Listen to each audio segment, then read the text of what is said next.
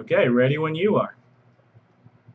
Okay, well, the first question we have on here was from Please Bambi. Let's see here. Could you talk more on the out of mech experience? Will there be standard or customization options for gear when out of mech? Okay, so the real hero of this game are your Omniframes. So the intention is that 99% of the time you're going to be in your Omniframe. The times you are out of Omniframe are when you are destroyed, your Omniframe gets wrecked, and you manage to eject from your Omniframe. You will then be able to kind of go into survival mode with your hand weapon, run around, and try to stay alive long enough to call down an alternate frame. Because remember, you can collect a bunch of Omniframes. So the option you have is to call down another frame so you can jump into it and continue combat. You can't call down your original frame for some time because it is destroyed, it is being repaired or whatnot, and it's unclear whether you'll be able to access it at all. The other times are when we eventually add vehicles, because we're talking about tanks and planes, just like Planetside. You'll be able to hop out of your Omni frame in order to board those vehicles. The one remaining question is, will you be out of frame in bases? And that is going to require some prototyping with gray boxes and sizes while we figure this out. We're not sure yet if you will be running around bases in your character. Now, that said, um, we aren't offering too many optimizations with characters. It'll be more like Firefall, and the reason we do this is because you have to fit in your frame. We cannot have you be too tall, or your head will poke through the sensor array. We cannot have you be too short, or your arms aren't going to be able to map to the controls. So we are limited in that fashion. But you can expect things like swappable heads, hairstyles, things like that, things that we will sell you cosmetically, as well as skins. The different outfits that you can wear on your character will be sold in the virtual store. Cool. So what are we at now? We're at about 132%. Holy moly, yes. We are at, I'm going to refresh the page here. It is, yep, 132% of our goal in just about 3 days. So that's really fantastic. 2 days if you go by the counter here, but it's really, really closer to three. And we didn't have stretch goals last time. It is insane. It's totally insane. It's nuts. And we haven't even put up a PayPal link or anything yet. So I know that some of you guys are waiting for PayPal, but we're really trying to get, as you guys surmise, we're going to do that at the tail end of the fundraiser because we really want to get everybody into these stretch goals as much as possible. We've posted stretch goals for the first time, and they're really designed to take us as close to the final and up to the final playable mock-up because we want to definitely be able to just bang this out. We're feeling pretty confident now. We're familiar with the engine. We're familiar with our modeling pipeline. We have our team in place, so we would just like to just go full speed. Awesome. Somebody asked, Combat Beaver wants to know what other enemies will there be besides Kaiju? So in the playable mock-up, you're really going to be fighting the Tsihu shapeshifting into beast mode and then back to humanoid form. They fire weapons, sci-fi weapons in humanoid form, and then when they translate to beast form, they go into melee mode. And that, of course, definitely affects your shielding. Because melee weapons tend to penetrate shields and range weapons stop at shields. We have different damage types and classes. The final game, it really depends on our Kickstarter success. I think we'll have stretch goals for various other creatures there, but at the very least, we want to have a variety of Tsihu enemy types that you face, both in beast mode and in their attack mode, and then the Kaiju mini bosses to big bosses that you'll encounter. When you start to terraform zones, a lot of people have said, can we include flora and fauna? Can we have other creatures there? Things like brontodonts, right? And again, I think that's going to be a stretch goal. That's really going to be up to what we can do here because we're really focused on the invasion combat more than the MMO side in the very beginning. Awesome. Now, someone asked, let's see, Crimson wants to know, well, they say the 1,000 backer stretch goal overlaps with the first claimer perk. Is that intended? What does it mean by overlaps with the first claimer perk? Can you clarify that?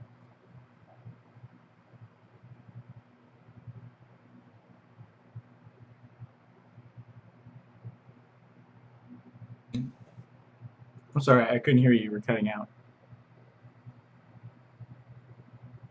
Oh, there you go. Astro answered the question. Um, yes, the perks have the founder um, Deep Strike Thumper, but the stretch goal has the Deep Strike Omniframe. So when you respawn in your Omniframe, or you call down an Omniframe because you need another one, instead of a dropship dropping it off effect, it will have a teleportation effect coming in, and the black with red accent custom skin. Okay. Please ban me asked. Online co-op, or would that be a stretch goal potentially? For the playable mockup, Ronan, did you say something after that? I couldn't hear you. Cutting out. Please ban me asked. Will the full mock-up have online co-op, or would that be No, stretch goal? the mock-up is a mock-up. It won't have any multiplayer code in it whatsoever. So it's intended just to really focus on the combat feel we're going for, and to keep it as simple and streamlined as possible, so we can develop it in the feel of the game, the vertical slice, in a rapid manner.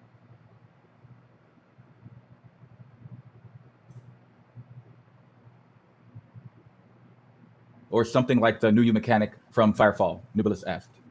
Oh, sorry, you cut out there. Can you repeat the question? The new U mechanic? Full character creation, or something like the new U mechanic from Firefall? So I think the question, as I saw it scroll by, is can you have multiple character types? Um, and that's a good question. If we're selling different cosmetic skins and people want different bodies, it's purely a cosmetic thing. I don't see why not. I don't see why you couldn't collect a bunch of different characters, looks, and even genders, in order to try out and to pilot with.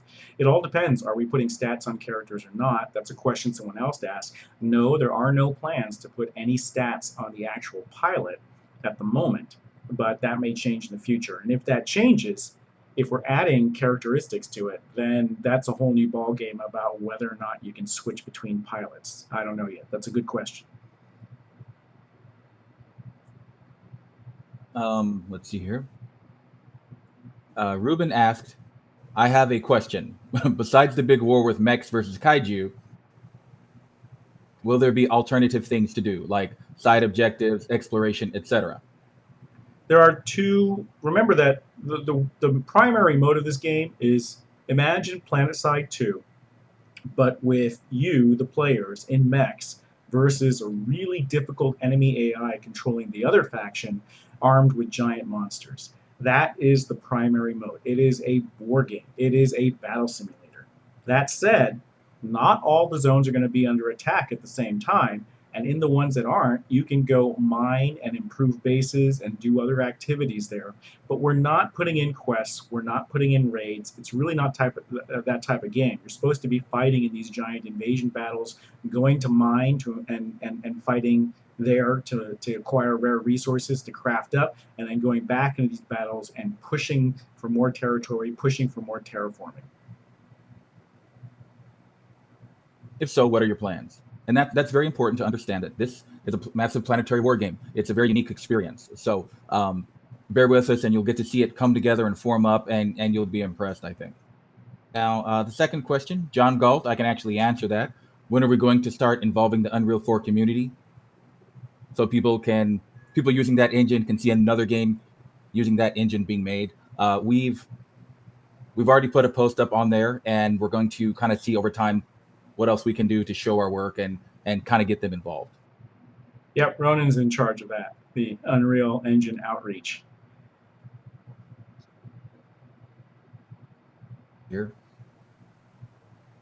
Ronan, I think maybe your mic's cutting out because you're not speaking loud enough in the beginning, or I'm not sure. I didn't hear the last question after we talked about Unreal Engine. In one yet. Okay.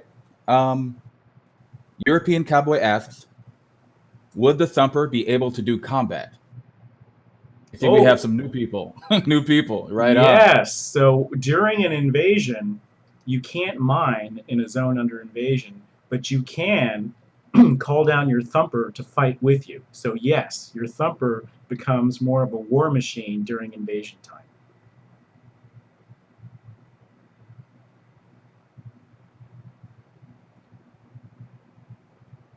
I don't know if you've seen it, European Cowboy, but we have a few videos out showing our so far our art.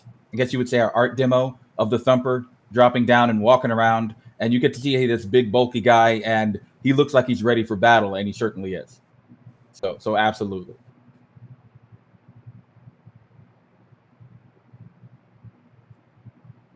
Doggo's asking, um,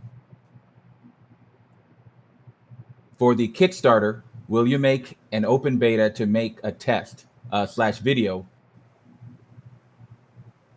You know, that's a good question, and I'm kind of looking for community feedback on that. My initial thought was that the encounter we're creating is really an analogy to the Thumper encounter in Firefall. It means a lot to Firefall players, but if our Kickstarter is pitching the massive planetary war aspect, if we let people play the Thumper demo, are they going to get the right idea? Are they going to think that the game is just this mining aspect and completely miss out on the war aspect?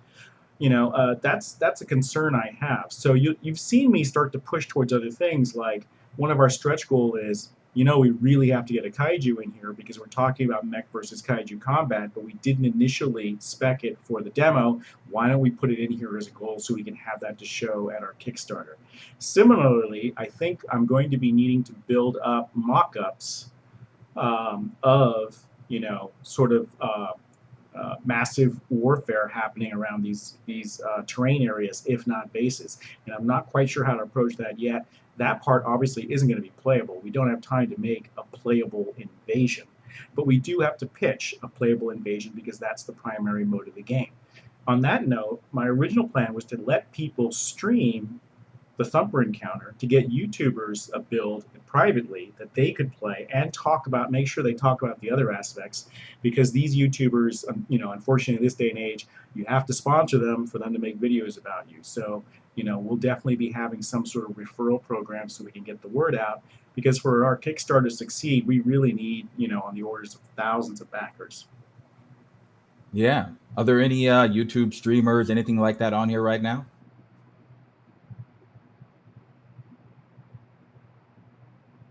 Right on. Okay. And Grumps, will you accept trial accounts for if you do, let's see here, tutorial only accounts to try out the game before purchasing it? You mean for the Kickstarter or for the game? I think for the Final. game. So, I think we're going to go through a Steam green light and early access program. And I think that's the way we'll do it. And for early access, what we could do is Steam does give you tools to do things like free weekends and stuff. Those are options we can look at. We can look at the traffic we're getting in, saying, are we getting enough players trying this game? If we're not getting enough players trying this game, hey, why don't we try a free weekend to let players play during that time and get the word out that way. That sounds fun. Yeah, it should be.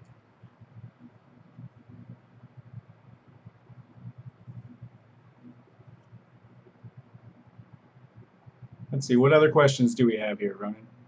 Okay, the Conqueror asks, are we going from first person to third person and third to first, as in the viewpoints, like in Firefall? Yes, we are. I think that's what everybody wanted, and we've done it before. I don't see any reason why we can't do it again.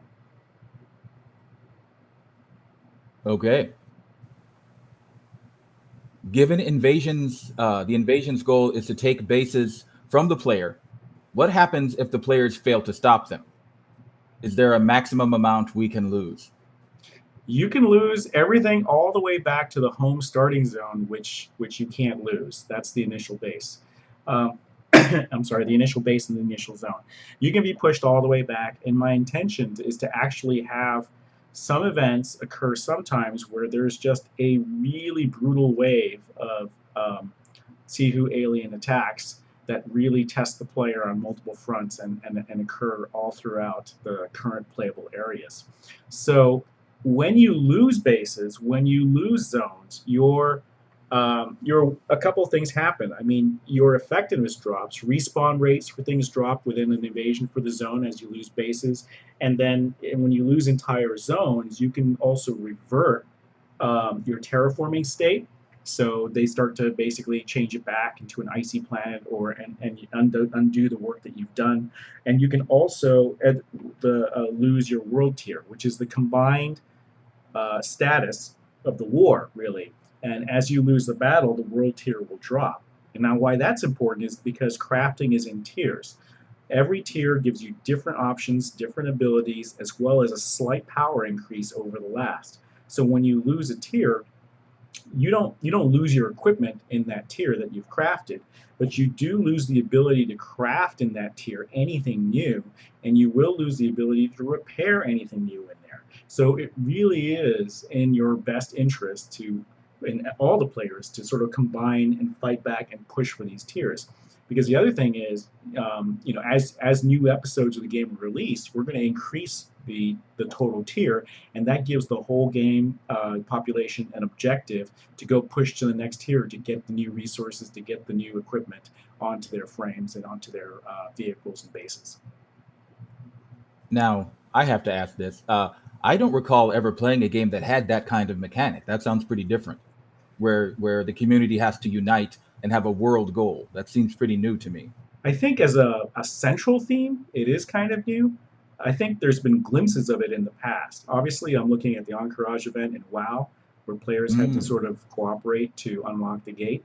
And I'm also looking at Warhammer Online, which sort of had a who's winning the battle meter going on, although that was so confusing for me back then. I could barely remember what it affected, and I don't think it mattered enough that most players cared about it. But in this game, yeah, it's vital to every player out there. And I think that's the different part, is that we've taken a mechanic, an idea that's out there, and said, what if we made this a central theme? What if we made this something that tries to unite the entire player population? Right on. Yeah. Okay. So the Thumper. What kind of customization are we looking at for the Thumper? I didn't plan on any initially. When we first thought about the Thumper being a mech, I was just going to just have it be a mech. But then the idea was, well, why don't we deploy it in combat? And obviously the question there is, well, if you can deploy it in combat, will you be able to upgrade it? Right now, as we've built it in the playable mockup, it's not what's called socketed. We can't swap parts in and out, so we can't put additional weapon systems on it. I guess it could hold a gun if we wanted to, but I really would probably tend to keep the Thumper flavor more on the melee side of things to go up against larger kaiju. And the idea is that the Thumper would sort of tie up. It would basically tank for you. It tanks the larger kaiju so that you can assist and help destroy its shield generators and help the Thumper take it down. If you don't help the Thumper fight it, you're going to lose your Thumper because the Kaiju will win. That's the current thinking behind it. I don't know if you can upgrade it yet. That's an interesting question. Right on. Um, will weapons, abilities, will they drop? Will they be loot? Or are they only craftable? Only craftable. The only thing that drops in the game is really Tsihu artifacts and Kaiju parts. And those things go directly into your research tree or as crafting ingredients into your crafting. So crafting is going to be a central thing. Yep, and it is All right. streamlined. It won't be the sort of numbery, very mathy type of crafting that we had with the constraint system for Firefall. It's going to be a much simpler direct system, but there's three tiers of it. There's an initial recipe system that everyone can participate in. So like, oh, I need these ingredients. I hit the button and go. I get it instantaneously. And then there's two extra refinements on top of that for advanced crafting, different ways of tuning and improving it, basically. God, And if you don't will there want be statistical? Go ahead. If you don't want to engage in advanced crafting, that's where you can have another player do it for you and trade with them for it so that you don't have to deal with that. I like that. Yes. Astro asked, charts and a reward system built around it to motivate players to continue playing and competing with other guilds. Say, for example, the top ranking team gets custom skin for X amount of time. Yeah, I think The simplest form of that we're going to do at first is just leaderboards.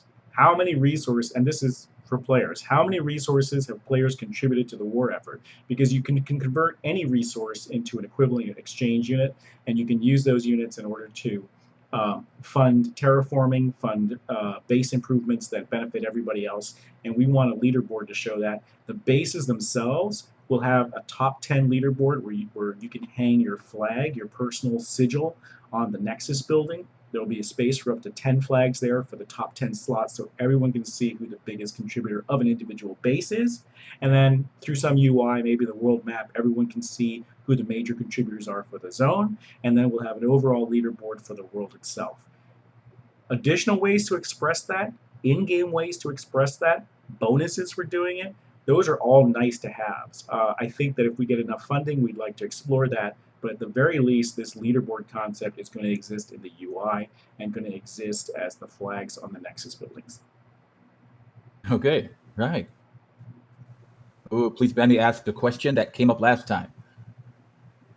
Will you, or I guess we, will the staff, will we ever take over the Shihu and mess with the player?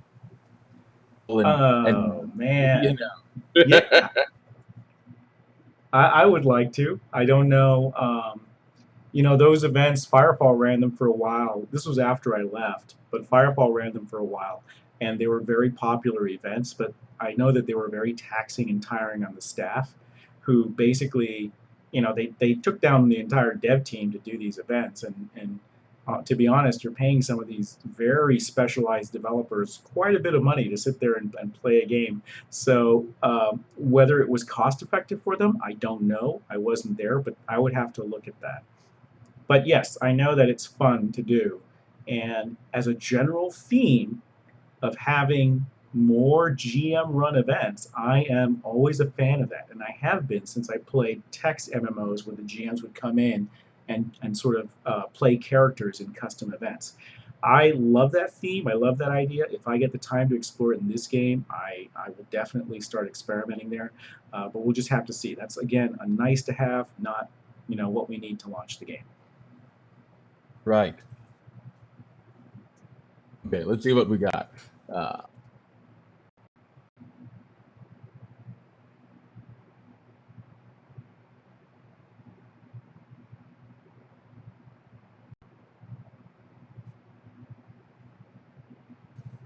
Hassan Selim Mind crafting. Will I still be able to control the stats of weapons to fit my playstyle? So a lot of these questions are answered, by the way, in the rough drafts of the design vision book that are posted to the forums, and anyone can go and look at that.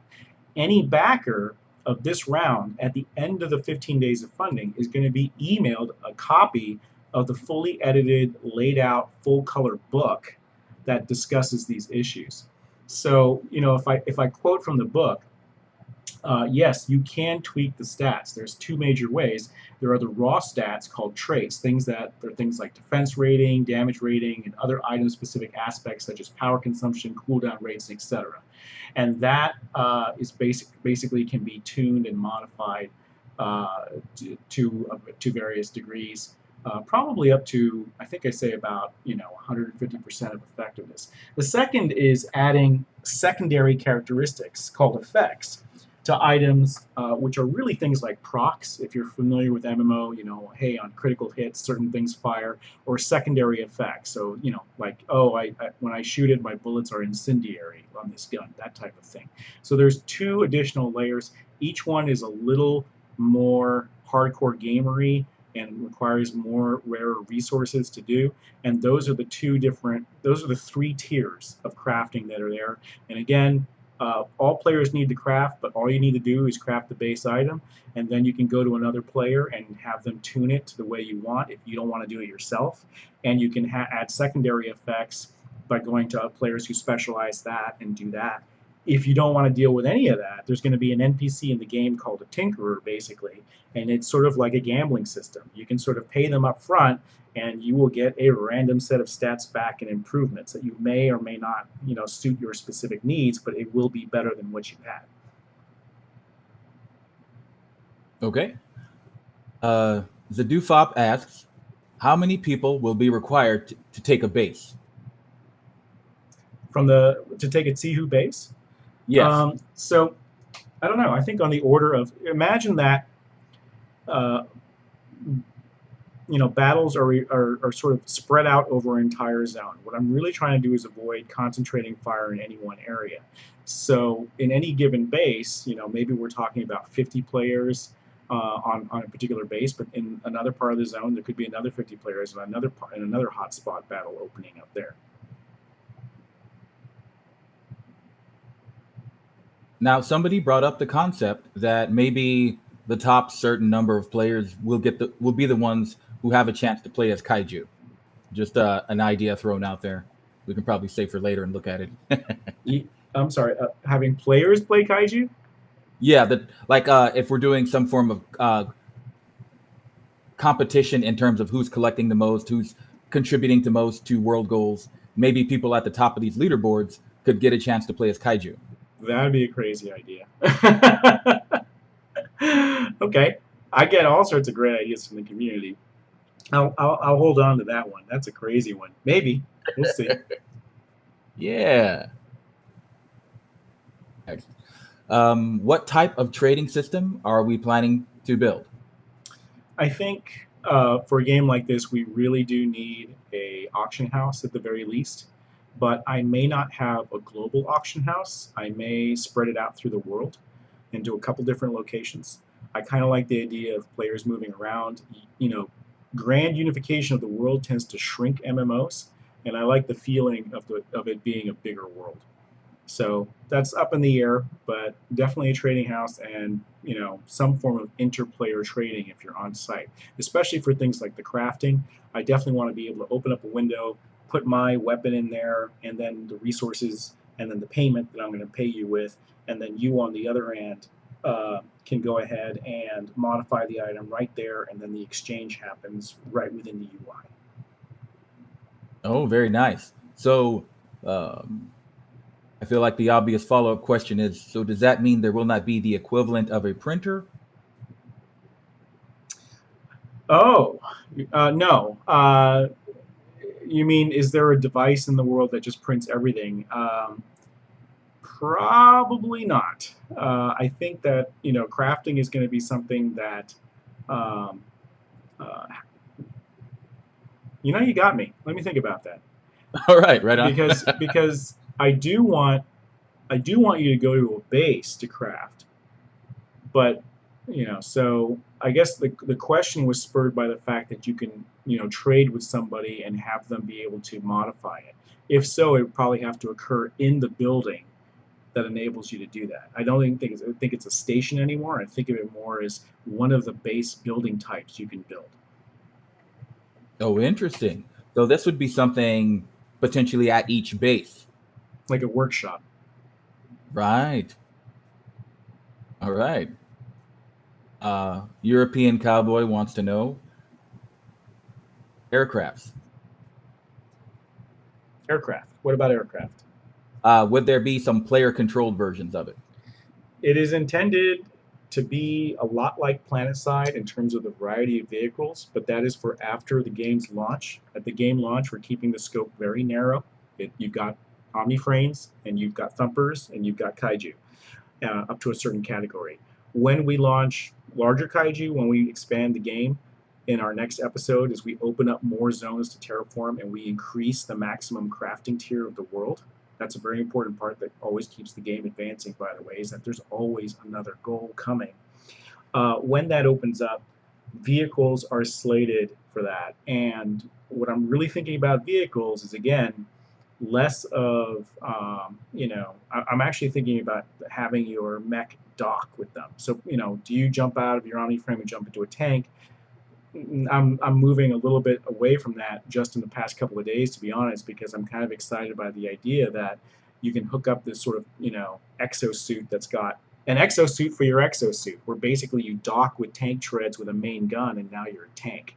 So I don't know. We'll have to explore Yo, dog, I heard you like mechs. that. Right on.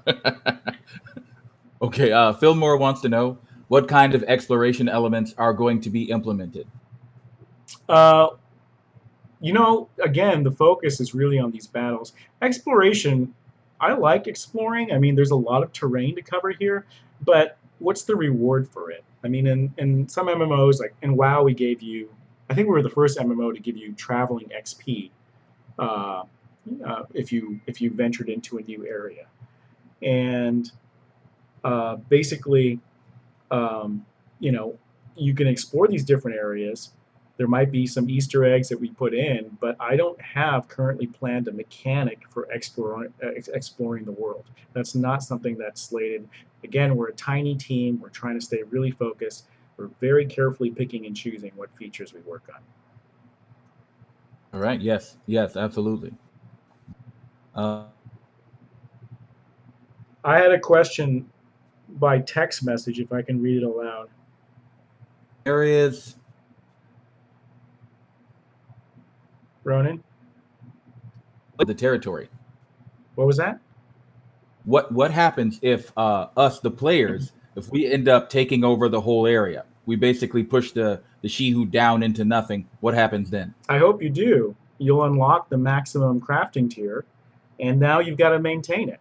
And guess what? The enemy invasions are going to get harder and harder and harder because we're going to start having the AI push back on you when that happens. So that there's always a battle happening there. And meanwhile, the other players are out there trying to reach max tier. They're out there leveling and catching up. And eventually, because we want this game to be episodic, in 6 to 8 months, there will be an update where we open up more zones, more crafting tiers, and you have to push again into new areas. All right. We never want that to stop, basically. Like, it's probably not going to be a sphere planet. It's probably going to be just an infinite plane, and we're probably just going to keep opening up more and more areas. I think the question might be perhaps wondering, will it become too easy once we have taken over the area?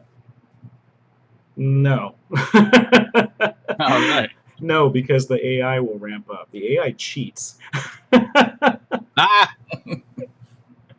Yeah. We always Yeah. want significant battles happening, so you can expect things to get tougher and to respond more dynamically to humans.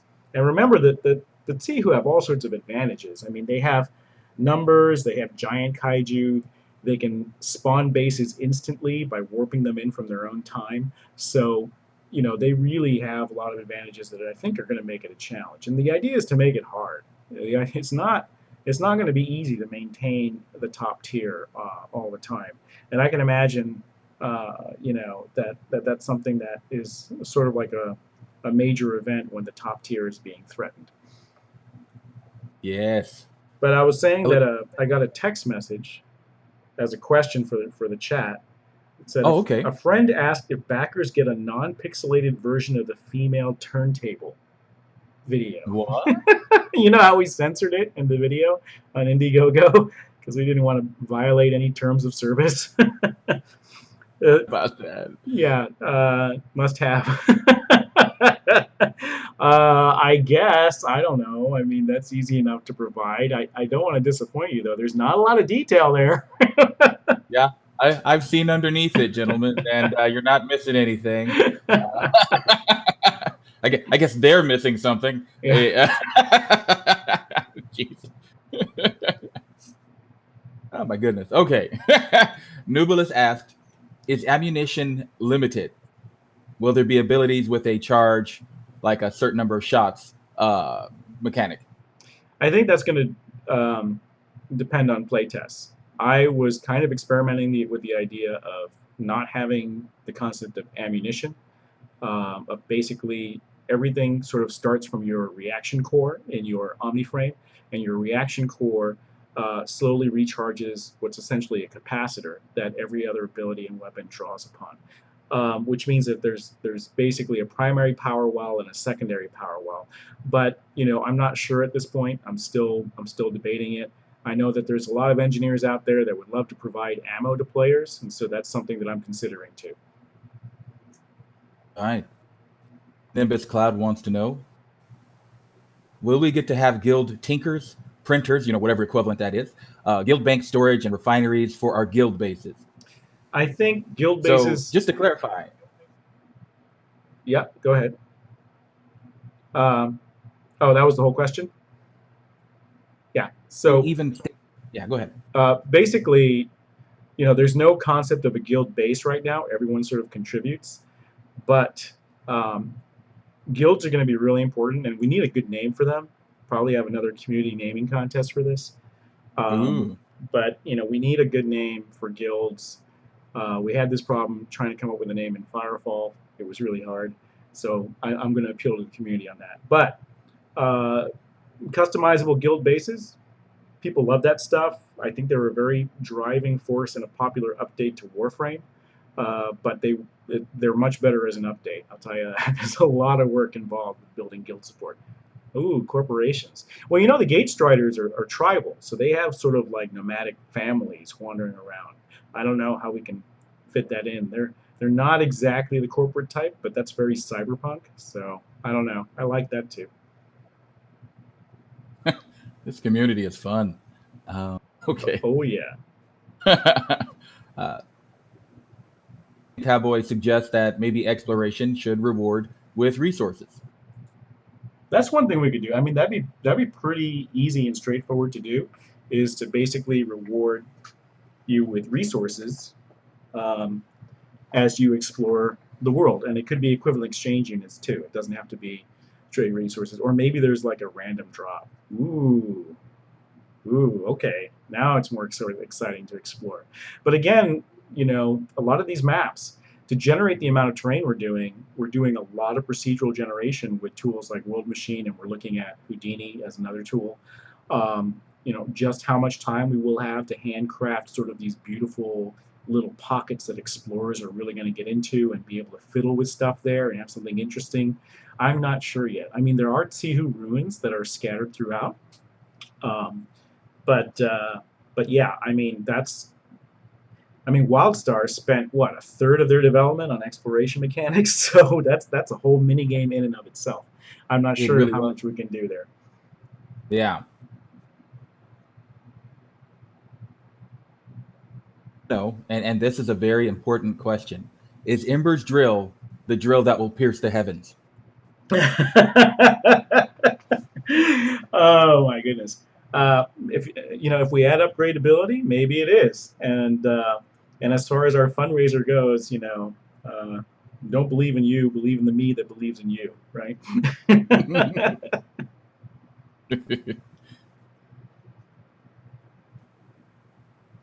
This was already answered. Rush Gaming, are there plans for clan bases where people can grow their community and upgrade their bases? For example, the dojo from Warframe. Yeah, And hugely popular for an update, best as an update.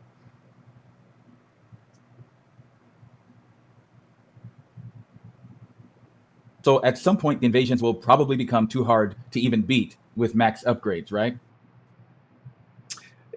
If that happens, they're going to push you all the way back to home base, and then we're going to. I think you'll have to wait for the primary invaders to die down. What'll happen is that the invading force will be really tough, and then they'll sort of clear out, and then there'll be the occupying force, and the occupying force will tailor that so that it's defeatable by the players, so you can sort of gain that territory back.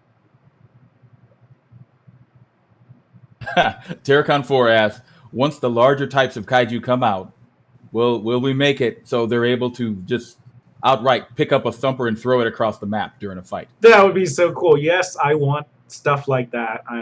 This is going to be a very animation heavy game.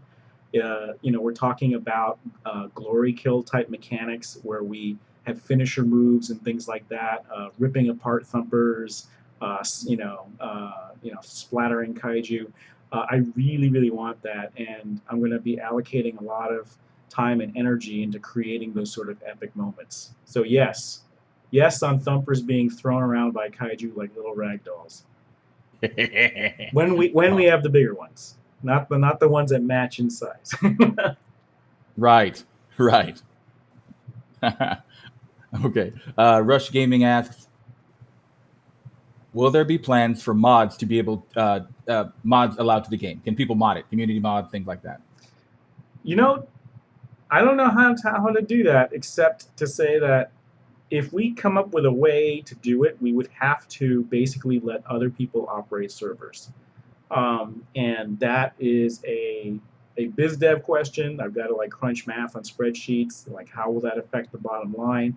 How do we, because how can we make sure that we're still making enough money off cosmetics and to keep it, expanding the game, to keep, developing on it, and but at the same time, modded servers, they keep a game alive. They really do. So that's a very interesting question. The other thing is we're trying to develop our server architecture so that it's cheap enough so that not only for us to run, but we have the potential of letting other people run servers too without having to be a massive corporation. So, that is something that's in the back of my head, but I think the implication is if we allow mods, that means we have to allow other servers. And I think, there's all sorts of business implications with that we have to look at. Complex issue, right on. Okay, European Cowboy asks, do we need to repair gear every week? How often are you going to die? I don't know. It depends how often you die. And we're not going to have gradual decay. I think that's really annoying, where it's sort of like, I am down 3% in my effectiveness on my DPS. I think rather we'll have stages of decay. So it'll fall in stages, and you won't hit the first stage for a little while, to maybe 50% or something like that, and then we'll have a gradually increasing stage by stage drop off, so that you don't feel like you have to rush to a repair station every time you drop 1 or 2 percentage points.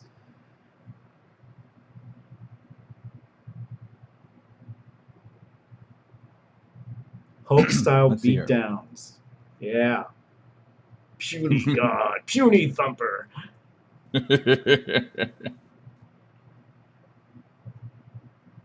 See, how customizable will the user interface be? This is Unreal Engine, which means out of the box, not very customizable. If we were to do a custom UI, maybe someone like John has got a good answer for this. John, how hard would it be to let users customize the UI in Unreal? To me, it seems like we have to build an entirely different UI system to support that. Forget it, he says. Yeah. Yeah, I think our hands are tied there by the engine more than our desire. Grums, we just lost you, I think. I'm here. Can you hear me?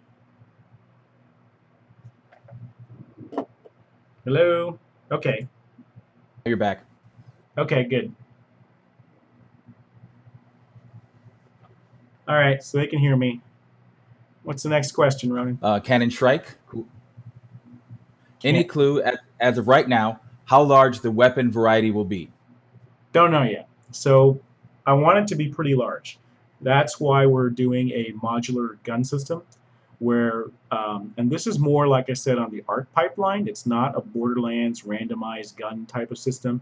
It's more on the fact that we have parts as artists that we can combine in different ways to quickly create different weapon types, so that, and that the goal is so that we can have a wide variety of craftable weapon types. So that said, the upper bound there is how much in terms of customization do we want people to have, because if you can, and how much we want to rely on the crafting system based recipes in order to distinguish between weapons. But from a cost perspective, having modular guns makes a lot of sense. It allows us to create a lot more weapon variety with a very small team. Right. Okay. Let's see. Cheongster are servers expected to hold? Minimum 100 per zone. I want to go up from there. It all depends on what we can squeeze out of our Unreal servers. We are going to be heavily modifying them. Awesome. Let's see. Crimson asks, will we have floating bases? No. Is that a trick question? Like, if I say no, does everyone suddenly cancel their fundraising pledges? No floating bases. Sorry. Okay. Everyone's saying cancel, cancel, cancel. You ruined it now, Grump. It's gonna be a whole petition. Okay. Well, hold on. This is more of a suggestion than a question.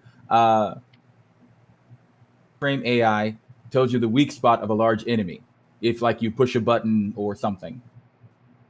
Oh, well, I'm kind of hoping the weak spots are just kind of obvious to everyone. There's, you want to go after the shield generators on top of the spine of these giant kaiju. You want to go after some of their advanced weapon systems if they're causing problems to your bases or your thumpers. Um, Scanning for weak spots like places to shoot. That's an interesting idea. That would be cool for like a sensor upgrade because you can upgrade the sensors on your OmniFrame, and I'm looking for options to do that. So that's potentially one thing we could do. European Cowboy, will the day and night cycle have any effect on the environment and or kaiju AI? It's gonna be dark, guys. I liked it when Firefall was dark. It's gonna be dark, and when it's dark, bad things will happen. I remember falling off of things to my doom. Oh yeah, well, maybe that part wasn't the fun part of darkness. Stand this question. Any schema required to be looted? Uh, no. The way that would work is there will be branches of research when you go into the science facility building of a base and you invest resources into researching a branch of science. Some of those will have requirements for certain artifacts, Tihu artifacts, or kaiju artifacts that are dropped, like kaiju body parts and stuff like that. That's very much taken from like XCOM inspiration. One of my first loves as a young gamer was XCOM. It's the first game that I stayed up, I don't know, 2 days straight or 3 days straight to finish, and and that definitely involved the more that you fight the aliens, the more you learn about them, the more you can advance up your tech tree. Right. Yeah, original XCOM, How easy will old it? school. Cool. How easy will it be to hop servers? Uh, I don't think there's going to be so much shards as there are. Uh, well, look at it this way. I'm looking at the way that WoW used phasing during invasions in order to split people up, where it was very seamless and it automatically grouped you by, uh, your own group and a number of other factors. So I'm trying to make that as seamless as possible. I'm not entirely sure how that works when we have to sort of collectively judge how everyone is doing within a zone. So those are some tough questions that I don't have all the answers to yet. But the first thing is determining how many players we can fit into a server for one of these zones, and then coming up with solutions to if distributing the players isn't enough, then we'll have to shard them out. And then can you hop between shards? Like Firefall, there was a mod that let you do that. Um, if it comes to it, where someone wants to make a mod because it's so frustrating, then yeah, we should probably do it. But I'd like to find a more organic, transparent way of handling that. Okay. Oh, here's a question. Will there be naval warfare? No water really in the game at first. I mean, not oceans like in Firefall, and but maybe belly bumping duels in the bases. We could do something like that. But only if your midriff is showing. And you have to do it in a Scottish accent. Yeah. No water because they blow up omniframes. Didn't you learn anything from Firefall? Okay. Like tagging, back in Firefall, we had tagging using the SYN network. Will we have anything like that? I don't really have any plans for a SYN-like network right now. So, but again, as I explore sensor arrays and as I explore the tactical arrays on bases that you can build, that's definitely going to be in my mind. I'm going to start thinking about, well, what parts of SYN actually worked. SYN was vastly underutilized in Firefall.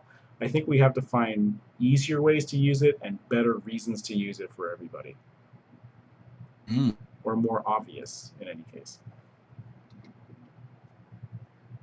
Let's see here. Well, just to clarify, we're going to have a day-night cycle with full-on sunsets and sunrise. Yeah, the plan is, I mean, because we're using Unreal's terrain system, when you get that large, you have to go with dynamic lights anyways. So we might as well have a day-night cycle. And as I said previously, I really like nighttime firefights. They'll probably not be 50-50 night and day. Nights will probably be shorter, but so most of the time you're playing in daylight. But even daylight's going to be kind of hazy. Like if you watch the Thumper Art demo, it's not broad, bright sunlight, and I don't know if we'll ever actually do that given the nature of the planet we're on. Ooh, that's a good point. That's a good point. Okay. Would you require, let's see, is a person going to be required to find the material before they're able to research and then craft? Researching is primarily done through equivalent exchange units. So basically, any resource can be converted to do that. Occasionally, different branches will require artifacts and will require kaiju parts. Once you do that, then you unlock the recipes within them as you research each recipe, which just requires any resource. You can feed it anything. And when it's actually time to craft the item, then you have a standard list of stuff that you need to craft it, and we use something called a resource tracker, which is something I always wanted to put in Firefall, but we never got around to, where basically you can tag which recipes you're interested in crafting, and there'll be sort of like a quest tracker in WoW. There's going to be an item by item tracker letting you know how many resources of what type you need, and when you activate that, that actually influences the what it is when you go out and mine, what you're going to find. So it's a system to reduce sort of the frustration of RNG. It's like, well, I want to craft these things, so the system is more than likely going to generate pockets for me towards those interests more often. And if I have a streak where I don't get what I need 5 times in a row, it will probably step in and break that streak. Mm, I like the sound of that. Basically, coding in the gambler's fallacy. Okay, right, right. Okay. Veronica asks, the original Firefall plans with the man defense turrets and such. I was going to have everything at the base be sort of automated, and its effectiveness be determined by how much players input into it and to automate it. I want players kind of out there in their Omni frames fighting, with their thumpers fighting, or in vehicles fighting. Um, I'm not quite sure yet that man defenses is high on the list. You tell me, is that something? Did you guys enjoy that? I mean, is it in Planetside 2? Was it fun to be in a stationary turret? Or did you just hop in for 5 seconds and then hop out again?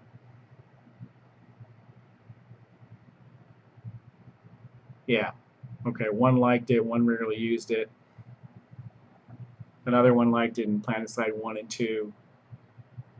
John says it makes you an easy target. Yeah, it's 50-50. It's, yeah, I just, I'm one of those people. It's like I feel like I'm missing out if I'm sitting in a turret because the battle's moving and it ends up moving, and then I have to run to catch up, and I can't catch up because they're so far ahead of me already because I was sitting in a turret. That's the way I feel about this sometimes. Yeah, yeah. Gunships. Why be in a turret when you can be in a galaxy shooting down on stuff? That's what I think. Ah, yeah. Okay. Destructible environments. What kind, if any, are we going to have? I think that's hugely important for a kaiju game. I would like everything to be destructible. That's going to take a lot of research. There is stuff built into the Unreal Engine. I don't know how efficient it is, and that's something that we're going to be running tests on. But I want the bases to be built so that kaiju can rip them apart wall by wall. I want trees to be destroyed as kaiju walk through them. I think to convey, when I wrote in the design vision book that getting kaiju feeling right is hard, I meant that you kind of have to have all this sort of secondary stuff to support it to get that feeling in the game. of this giant monstrous creature. So that's something we're going to be exploring very heavily, probably post Kickstarter.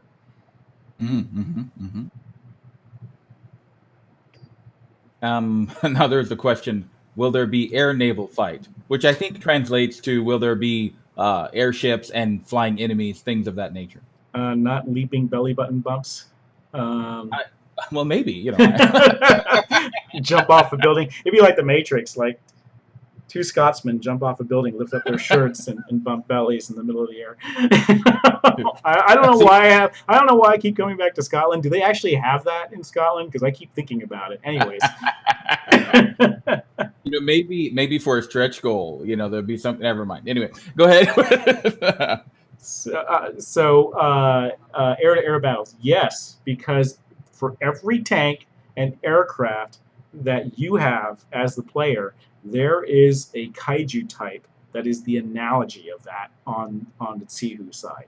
So you're a mech tank. You're going up a six-legged lizard kaiju that spits fire. You're in some kind of mech aircraft. You're going to be going up against kaiju dragon-like creatures. That's the plan. Flying kaiju that may have not been confirmed until this moment. That's yes. I love monsters. I do. Okay, let's see what we got here. Ooh, heavy weapons, artillery, orbital bombardment. How crazy are we going to get with these weapons? Well, Torg wants nukes, so I have to do them now.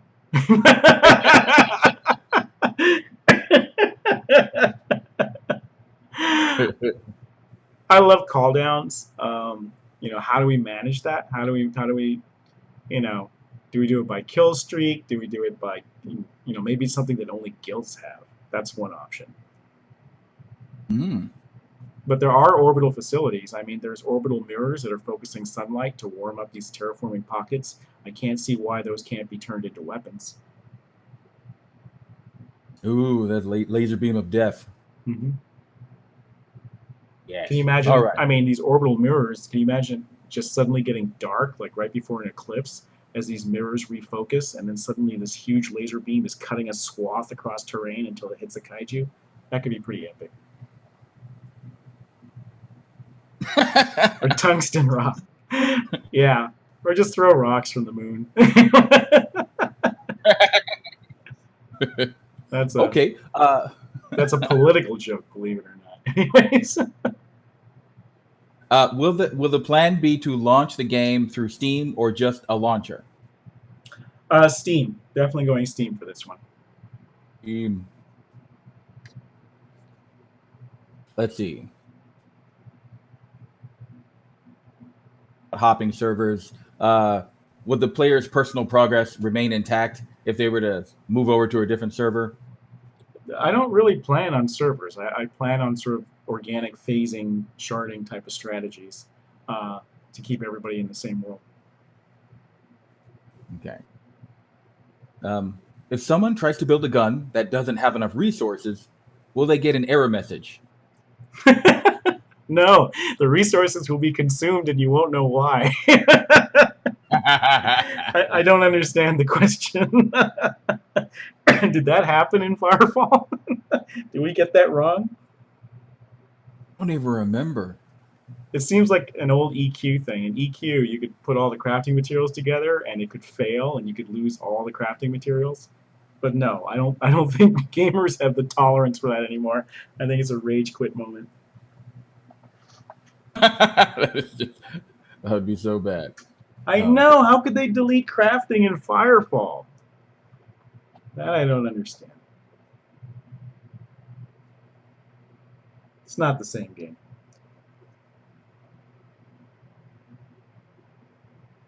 Where do you get gas? That's the running meme. I see the question, we require more Vespine gas.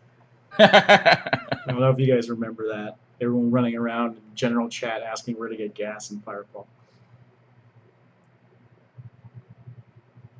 I should totally put that in where you need gas, but it doesn't actually exist. It'd be like the cow level in Diablo. And then everyone would say, well, you have to access this special zone, which doesn't exist. And it's full of cows because cows make a lot of gas. So there you go. They do. Ooh, will we be adding a gambling mechanic so two people could call down their thumpers and watch them duel and make bets on it? That I saw that earlier. That is kind of like a cool idea where you know, you have your thumpers fight each other. That's a form of dueling I'd like to see. I think that's fun. If the thumpers become upgradable, that is something that I'd probably would enable just because it wouldn't take that much work, and I think it would be really cool to see. Right. Maybe there could be that's a bit building type. There could be an arena, and maybe if you call it, I had this idea for WoW where I wanted to build a. This is before Witcher. I had the idea first. I wanted a collectible card game in WoW, and I wanted it to be you could play it anywhere, especially on boat rides because our boat rides were originally going to be really long. And then I wanted you, if you went into a tavern and you played in a tavern, you would automatically be ranked. So if I did something with thumper dueling, I think what I'd have to do is basically you'd go out and you could thumper duel anywhere you wanted if you were bored. But if you wanted ranked fights, then you have to go to a base that had like a thumper arena. And this is like a little sport they have. And as long as you spawn them there to fight, you'll get ranked. Well, the thumpers do come down in kind of a Pokeball thing. They do come down. We didn't implement it for the art demo, but we did concept them out. It's like a shell that sort of like opens up when they land, and then also forms the resource basket. That might just be something we don't do for the playable mock-up, but something we do afterwards for the Kickstarter. Right on. Okay. Will Thumper, there I be choose you. exactly right? Drill I was have, super effective. I have been known to sing the theme song to Pokemon on occasion. Okay. Will there be social districts where people can meet, like bars, shops? I often find in games that whenever we implement social districts, they're vast abandoned wastelands with only two people RPing sex in the corner. So Yikes!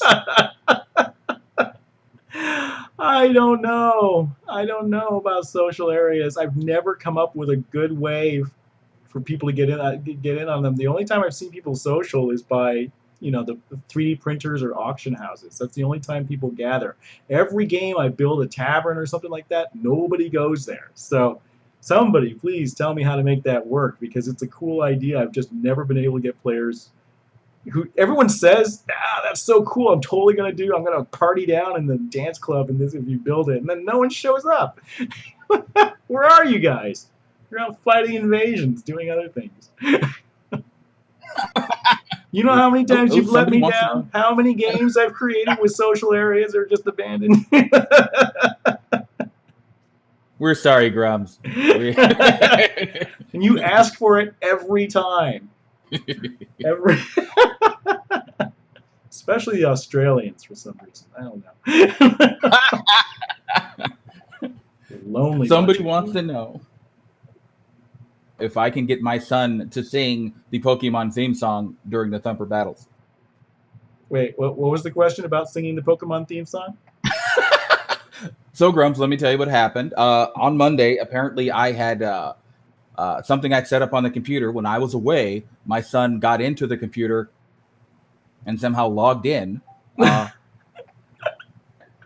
was talking to people. Your I don't know what happened. So, was your son named Whiskey?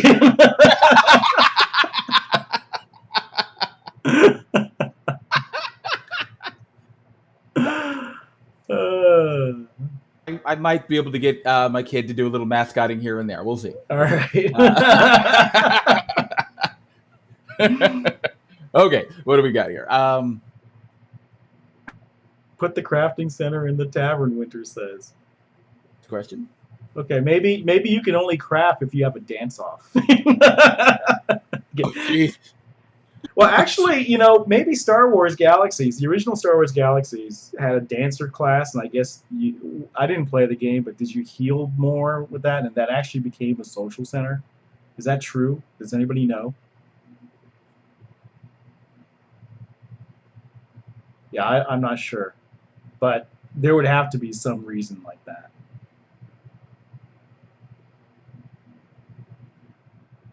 In theory, something I read once, somebody suggested that social spaces should be tied into cosmetic customization for characters. There's something in the social area that lets you unlock crazy hairstyles, makeup, jewelry, things like that. Something not exactly gameplay related, but very much into how a player looks, and that might be something to look at. Yeah, maybe. It's sort of like, entertainment bonus or something. The more social you are, the more you care about your looks, and you get style points that you can spend on stuff. I don't know. Maybe. I don't know. All right. Can we have kaijus throwing thumpers around first? I agree with that. I think. Okay. Will NPCs, the friendly type, will they also fight with us if they're threatened? But on that note, first you'd have to define how many NPCs will there be. I want room for players more than NPCs for battles, so that'll definitely be constrained. But maybe what we'll have is if players aren't initially responding, what you have is NPC troops that are being spawned out of these buildings that are just being slaughtered. So you feel sorry for them enough that you go help, and then they quit. They all die to make room for more players.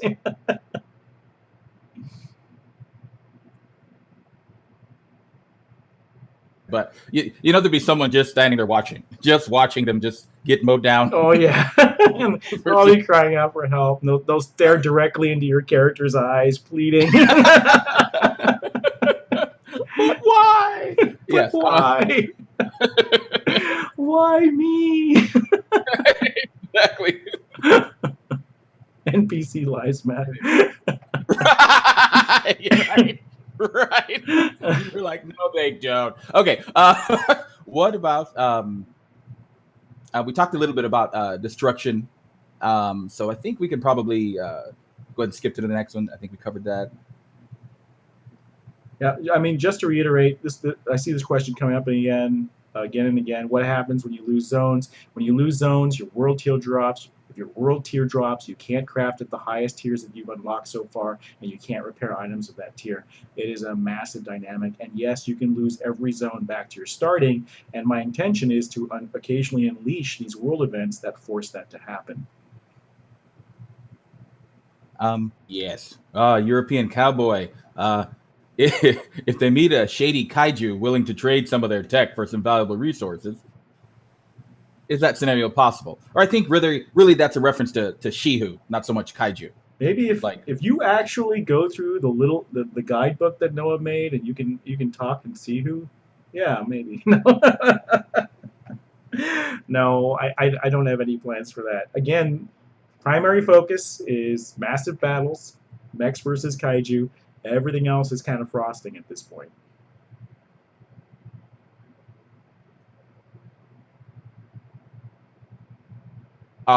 Question about water. Is there any plan to do anything with water or specifically leave water out? Where are we at on that? I'm trying to leave water out as much as possible for the initial launch of the game because it adds a layer of complexity. Shallow bodies of water, that sort of thing, fine. Oceans, deep lakes, no. It just makes things really complicated in the beginning. Oh, here's an interesting question. Do the Shihu and the Kaiju, are they scripted to all get along, or will they sometimes dislike each other? If you destroy certain control centers on the spine of these kaiju, they can go berserk and maybe turn on their masters. So yes, that's definitely a tactic you could use. Awesome. And will all Shihu get along with each other? Yes, except there are. I don't know if I mentioned this in the lore. There are some Sihu that have gone into beast mode too much, and they kind of like get stuck in that mode and become gradually insane and berserk. And they're the ones that you see that Sihu that's chained up in the concept art that we did. They'd be like ultra strong versions. And when they go berserk, who knows who they're going to attack? So there could be a potential there. Yeah, the lore supports that. You might want to clarify for some of our newer listeners that what the Shihu are. Talk about what they can do. Yeah, the Sihu are a race of shape-shifting aliens, and they grew up on a planet basically full of kaiju, and they had to adapt to that. So they have their humanoid form, which allowed them to advance in science and technology, but they also developed an ability very early in their evolution to sort of shift into a mini kaiju of sorts, a four-bladed, limbed creature that moves extremely fast and extremely lethal in up-close melee combat. And so they can pop in and out of this form at will.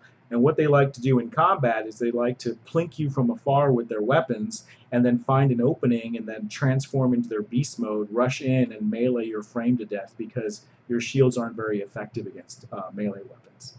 So they will be very interesting because of the way they pop in and out of shape. Mm. Yeah, that's that's one of my favorite things about it. When you first revealed that, I'm like, oh, they shapeshift. All right, that was my thing right there. See what else we got. How drunk can you get in this Spiral game? power, yeah. Gurren Lagann references everywhere. I'm going to have to put Gurren Lagann Easter eggs all throughout the game. Yes. Big events.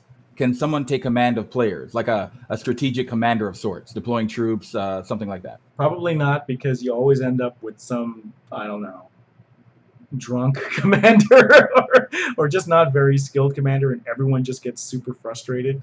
Um, so no, I don't have any plans for commander mode because it has that one fatal weakness. I call it, there are games like blackjack that you play at casinos. I call it the blackjack problem, or where you sit down at a table and whether or not you have fun is really highly influenced by the player to the left and right of you. And I'm trying to avoid that sort of dependency because more often than not, you end up with someone who isn't very good. And then how do you get to be a good commander if no one ever listens to you and you never get to make the mistakes to be a better commander? Right. Ember 2, drunk commander. Make it happen.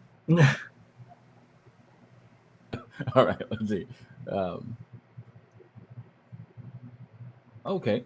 Um, if you're using a modular system to create a wide range of weapons, do you have a similar idea for how to make abilities cost efficient? Not as such, because the weapons modules are less about their effect and more about their art variety.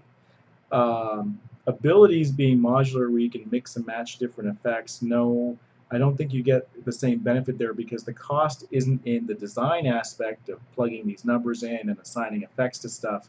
The cost is really in the art aspect of creating a new unique mesh every time you create a new craftable weapon.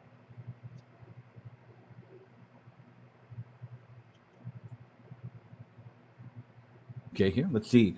Are we planning on maybe integrating Twitch into the game? Yeah, I think that's pretty straightforward these days, and I think streaming is really important. But let me ask this: we did it for Firefall, and I think people just skipped it and went right to using OBS or whatever they use to stream.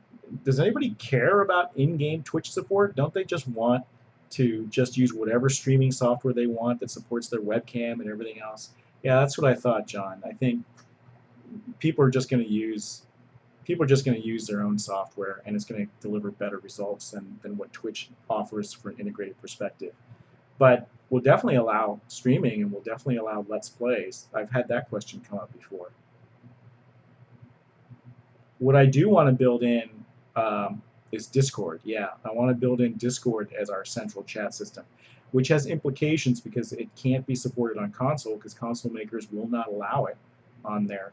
But for PC and if we support Linux or Mac down the road, Discord integration would work. So yeah, I definitely want to put Discord into the game, and we might actually do some experiments on that a little earlier. I don't want to tip my hand just yet. And if we do it, it won't detract from the people who are working on the actual game. We're gonna find people to help with that.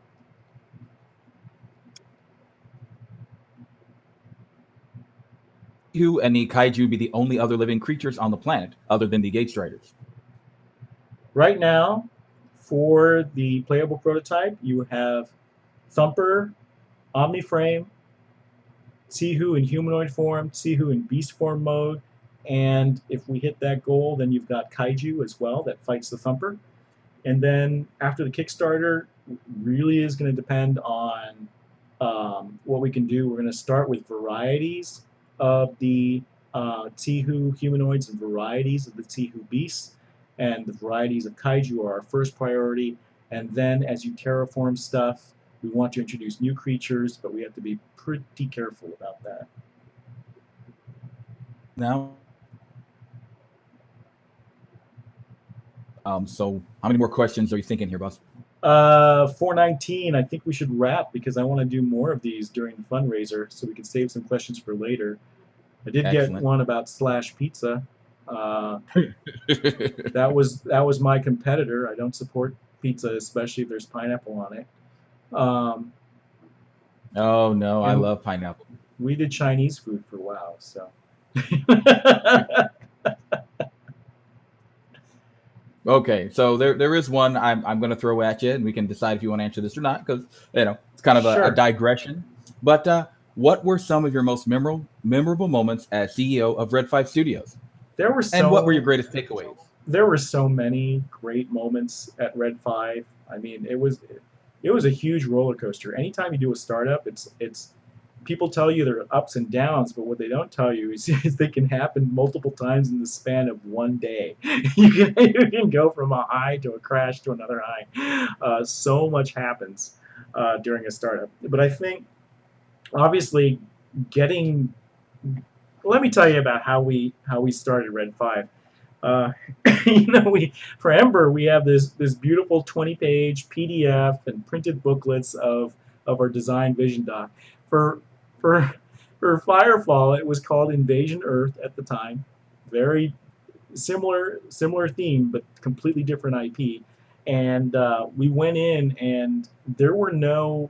This was a while ago. There wasn't really a cost-effective way to print anything, and PDF distribution wasn't that high on the list. So we actually hand printed pages off of our home color printers and glued them back to back so they would be double sided into these 10-page booklets that we hand spiral bound and brought to these billion-dollar investors. So that was the beginning. And I think when we were going around talking to American publishers, they didn't get MMOs at the time. They were like, "What's an MMO?" WoW, is WoW that successful? I mean, it just barely started the radar. And then when you told them how successful it was, they didn't believe you. They really just said, no, there's no way you're making that much money. So that was an uphill struggle. So when we found our first believer, which was a Korean publisher, Webzen, who at the time was a completely different company, a bunch of really cool guys, and they were working on a game called Huxley. Um, not the one they I shipped. I remember. mean, the company went through that. That was a great moment. There's pictures of me in Korea, just like bathing in the contract on the hotel room floor. I was just got pages all over me because I was so happy to find someone who believed in it. Now you guys are doing that for me. Every time I refresh that page, that's my me rolling in virtual pages of backer pledges, because it's like, oh my God, you believe, but we're gonna do this, we're gonna make this game. So that's that same memorable moment happening right now. And there were many more. I mean, first time you fire up the game for Firefall, it was literally we were working with the offset engine. We had a gray plane with gray cubes as buildings, and we had a untextured alien thing that was called a blue running around, and he didn't really have a gun so much as another rectangle shooting cubes that would bounce around, and that was it. And that was the first moment Firefall existed. Now we've got new tools, we've got everything else. We've got, a Thumper art demo where he's calling down, he's drilling, he's laughing, he's patrolling around an area. We've got a half square kilometer. Everything has textures. Everything looks really nice. We got some weather effects. We got music.